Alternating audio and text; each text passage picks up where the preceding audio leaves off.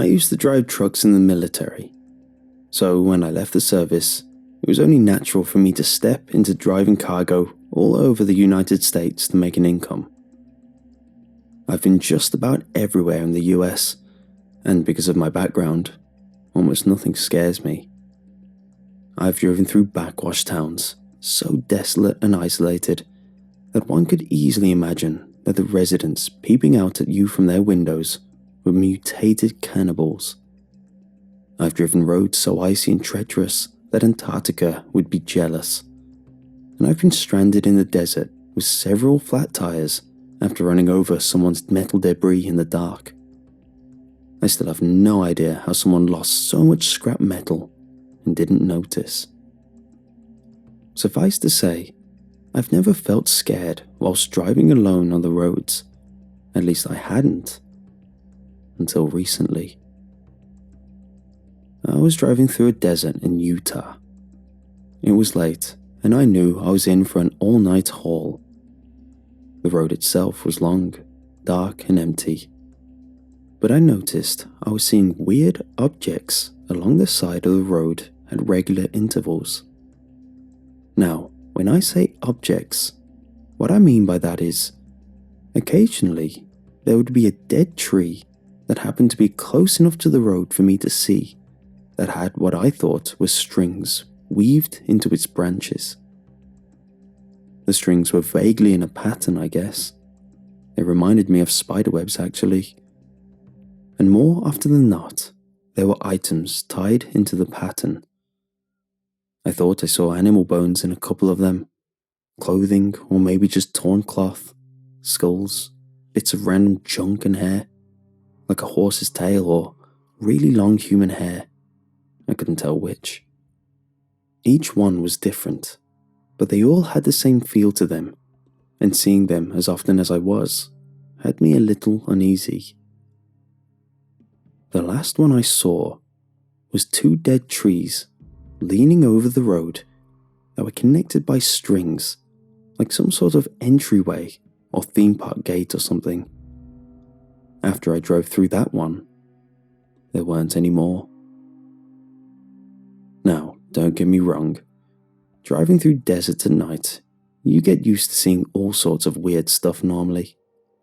But I wasn't going to stop to examine these things just in case there was some kind of trap. Hell, for all I know, they could have just been some modern art on display. Either way, I wasn't taking that chance, and since I was working towards a deadline anyway, I really didn't have the time to stop either. So don't bother asking me why I didn't take a closer look. You have your answer right here. I first noticed I was being followed sometime after I saw the last tree art voodoo thing. I had just driven past an animal carcass that was large and mangled. One thing you should know is that to help pass the time while driving, I've made it a game to try and identify roadkill. I'm usually quite good at it, but this one was different. So indescribably mutilated, I couldn't tell what it was. Because of this, I was squinting in my rear and side mirrors, trying to figure out what it was before it was too far away from the lights of my truck to see properly, when something further back caught my attention. It wasn't quite overt. It was just that, in the distance, I could see a dark shape traveling in the same direction as I was. I could see it because the road and surroundings were a pale color and the moon was full. It didn't have any lights, which I found strange because it seemed large. I thought it was maybe a car, but it never got any closer or further. It just stayed the same distance away, ominously following after me. I checked on its progress regularly, and it's safe to say that its presence was what spurred me onto my destination. I even arrived about an hour early. By daylight, whatever it was had gone. I don't remember specifically seeing it go, but I do remember noticing its absence with relief. I came to the conclusion that it was probably someone up to something nefarious, perhaps a drug cartel car traveling at night without lights to avoid being seen, or something of a similar nature. After that job was done, I took a couple rest days in a lovely little town, had a blast of a time, nursed a vicious hangover, and took up another job scheduled for later in the week.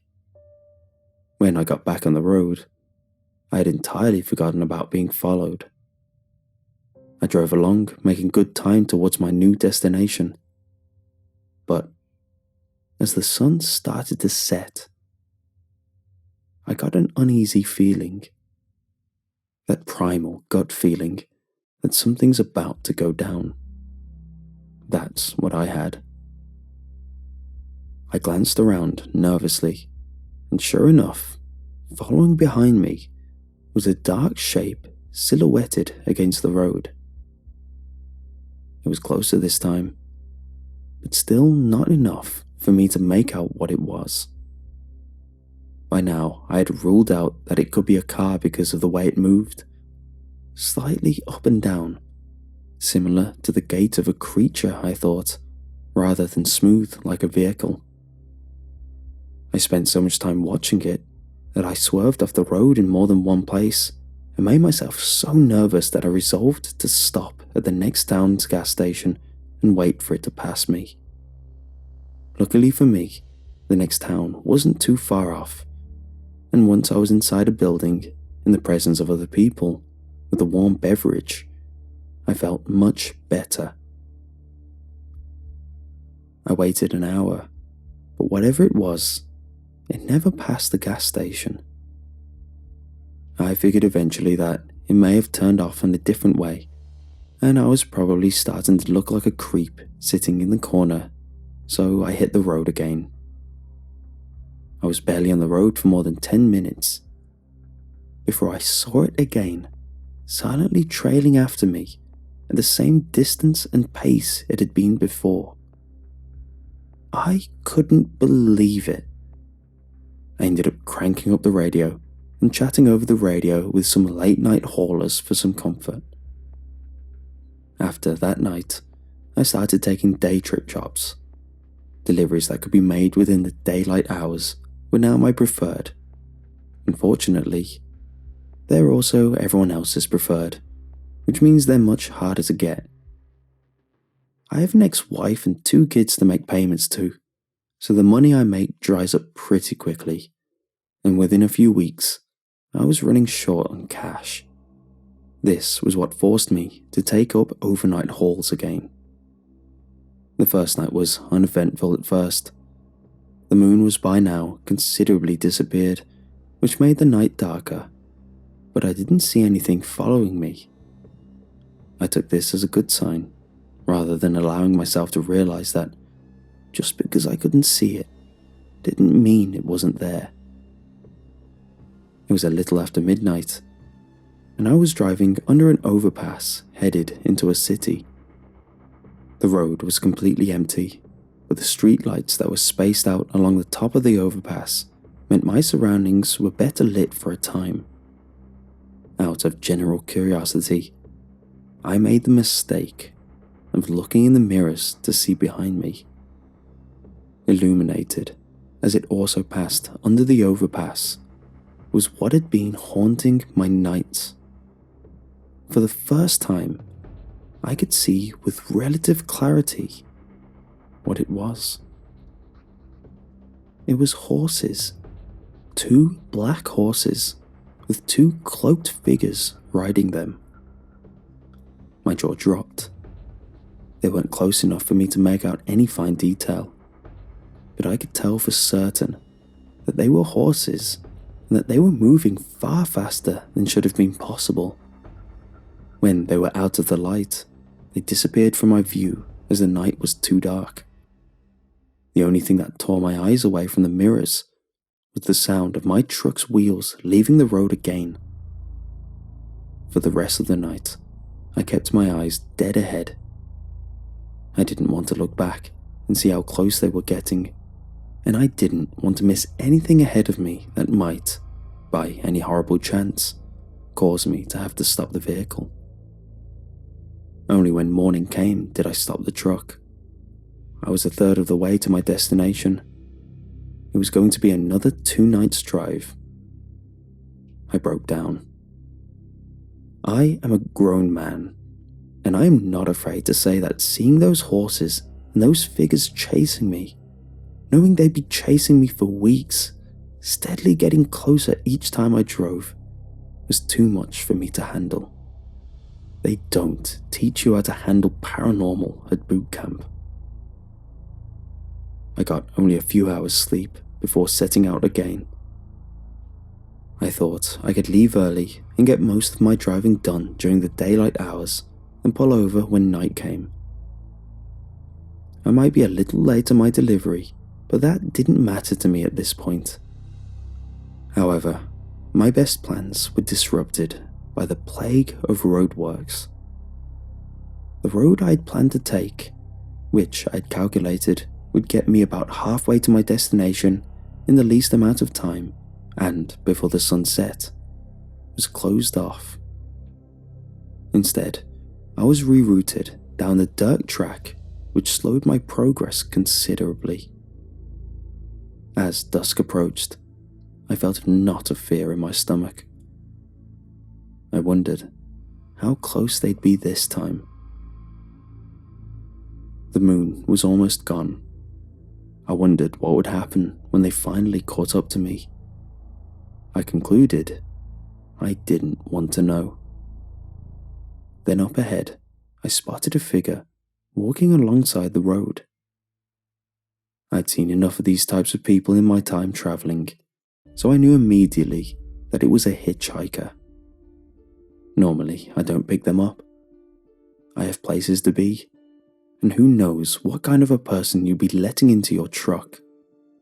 But this time, I was so desperate for the company that I did. The kid stuck his thumb out as I pulled over. He was young, early 20s from the south, apparently heading north on, to quote, the trip of a lifetime, as he told me his name was Marcus. Marcus talked fairly consistently as we drove, and generally too excitably for my tastes, but I didn't mind as much as I normally would have. Having the constant chatter was a welcome distraction from the pursuers I knew were coming with the nightfall. Once it was dark, I kept my eyes focused ahead. I wasn't going to look behind me this time. I didn't want to know. We were only an hour into the dark when Marcus suddenly became quiet. I looked over to see he was turned in his seat, staring back out the window. Without looking at me, he asked in a shaky voice, Can you drive faster? I set my jaw firm and pressed harder on the gas. I knew he could see them. In a way, I was glad. Parts of me had been considering that I was going crazy from the long hours, or that I had developed some sort of PTSD-induced hallucination. It was at this point that I couldn't help it. I needed to know how close they were. My eyes flicked to the side mirror, and what I saw still haunts me till the end of my days. At first, there was nothing. Just empty road lit periodically by the overhead streetlights as we drove. Then suddenly, I could see them. Riding beside the driver's side of my truck, and visible in intermittent glimpses, I could see a single horse with a rider. I guess the other must be on the passenger side. The horse I was seeing was emaciated and rotting. There wasn't any blood on the animal, but it ran on broken hooves, and the rotted away flesh had fallen off in chunks, leaving patches where one could see the tendons were snapping back and forth over the bones of its legs. There wasn't any steam or anything coming from the horse's nostrils, though they were flaring with effort. and its eyes were not demonic red as I'd been expecting. Instead, its eyes were gone. I imagined they were gouged out long ago, as the sockets were just empty, but covered over with skin. The rider itself was by far the worst part. It looked like an old woman gone mad, skeletal, with bony fingers clutching the reins, long hair blowing back in thinning clumps, and a cloak of what looked to me like human skins. Her face was equally as horrifying. She too had gouged out eyes, but somehow I could have sworn she made eye contact with me in the mirror and smiled. A wide, gruesome smile, full of cracked lips and decayed teeth. I'll never get that image out of my head. I held eye contact too long in petrified fear, and woke up the following day to a dripping sound in a hospital room.